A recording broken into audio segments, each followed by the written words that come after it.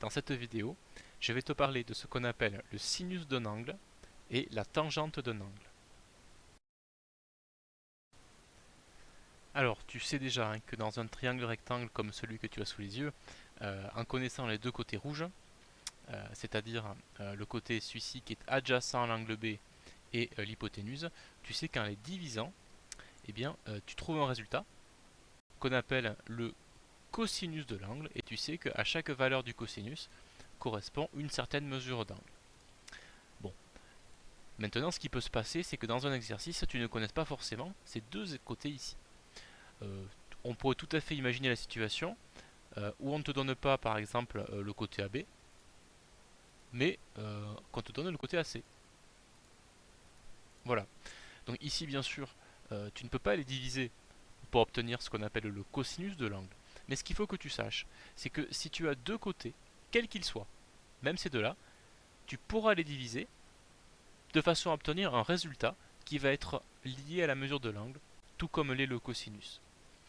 Alors ici par exemple, les côtés rouges, les côtés connus, tu as toujours l'hypoténuse, mais tu as cette fois ici le côté qui est opposé à l'angle B. Et bien ces côtés, donc comme je viens de te dire, tu peux les diviser et tu vas obtenir un résultat. Alors ce résultat bien sûr ne pourra pas être appelé cosinus, parce que le cosinus met en jeu d'autres côtés, comme celui-là. Mais ce résultat, on va l'appeler le sinus de l'angle.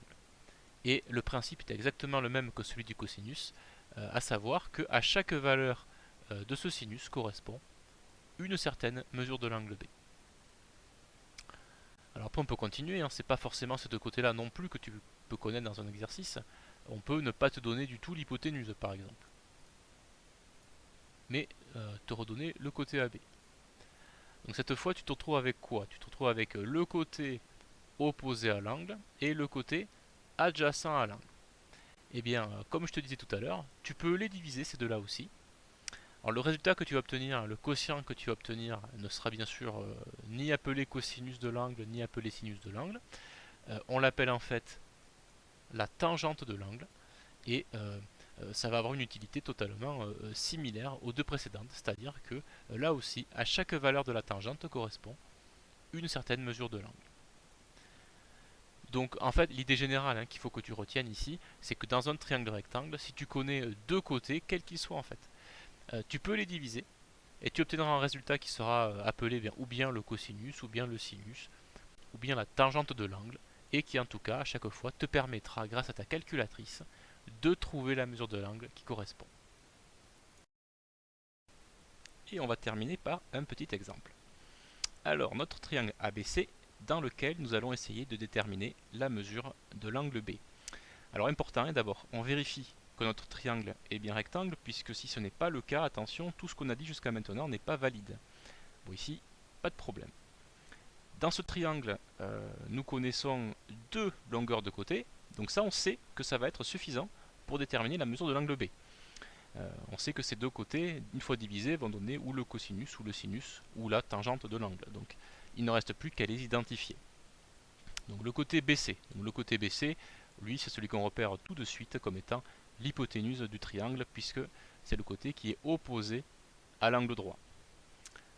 Quant au côté AC, eh bien ce côté, il est opposé à l'angle B que je veux calculer.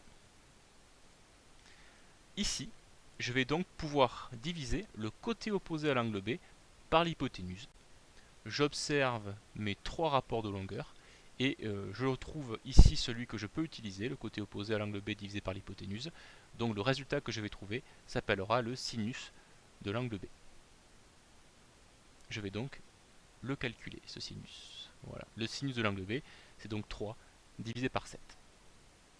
Alors attention, quand tu vas calculer 3 divisé par 7, puisque lorsque tu le tapes à la calculatrice, tu te rends compte que ce nombre n'est pas un nombre décimal. Son écriture décimale ne se termine jamais. Donc ici, pas question d'utiliser une partie de l'écriture décimale. Il faut qu'on conserve l'écriture fractionnaire. Nous avons ici affaire à un nombre rationnel. Sur ta calculatrice, tu vas donc taper la touche seconde ou shift selon les modèles, puis la touche sin, puis l'écriture 3/7, et ta calculatrice va te dire bien que l'angle qui correspond à un sinus 3/7 est un angle qui mesure environ 25,4 degrés.